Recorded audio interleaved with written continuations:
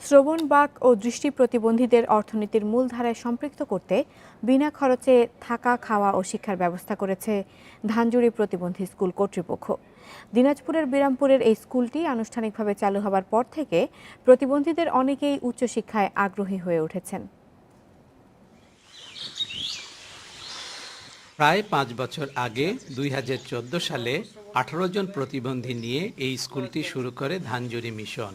Braille পদ্ধতিতে শিক্ষা গ্রহণের পর প্রথম ব্যাচের অনেকেই জুনিয়র স্কুল সার্টিফিকেট, জেএসসি পরীক্ষায় ভালো ফল করে মাধ্যমিক পর্যায়ে পড়াশোনা করছে।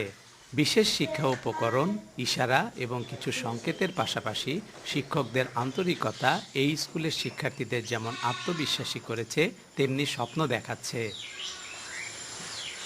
শিক্ষকরা বলছেন, স্বাভাবিক শিক্ষার্থীদের চেয়েও কোনো কোনো ক্ষেত্রে শ্রবণ, বাক আর দৃষ্টি প্রতিবন্ধী শিক্ষার্থীদের স্মরণ শক্তি ও ধৈর্য অনেক বেশি।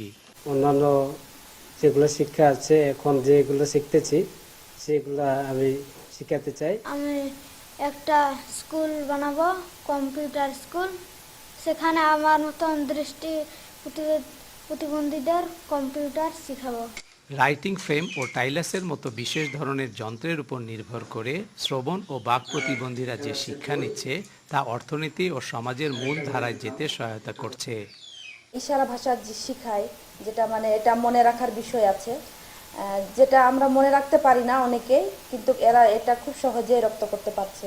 বা তাদেরকে একটু শিক্ষা দীক্ষা একটু ভালো মূল ধারায় বা রাস্তায় উঠাতে চাই, তাদেরকে আমরা মূলত এখানে রেখেছি। তবে আমাদের এখানে ধর্ম, বর্ণ নির্বিশেষে সবার জন্য এখানে ব্যবস্থা আছে। মিশন কর্তৃপক্ষ বলছে, এসব শিক্ষার্থীকে সমাজের মূল ধারায় নিতে সব ধরনের চেষ্টা থাকবে তাদের। Hasibur Rahman, independent news, Birampur, Dinajpur.